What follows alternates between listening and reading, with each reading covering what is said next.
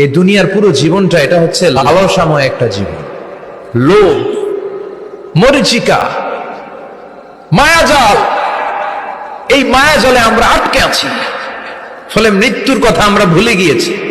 পাগলের মতো ছুটছি, আরো টাকা লাগবে, আরো খ্যাতি লাগবে, আরো যশ লাগবে, আরো দাপট লাগবে। আমার এত টাকা দিয়ে কি হবে?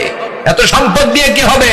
এত ব্যস্ততা দিয়ে কি হবে? তোমার স্টপ, থামুন, অনেক হয়েছে, আন্না থামুন। Take a rest and think about death.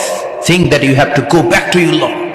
একটু বসেন না, একটু ভাবেন যে আমাকে চলে যেতে হবে, চলে যেতে হবে। এই কোলাহল, এই ব্যস্ততা, এগুলো থাকবে, থাকবো না আমি।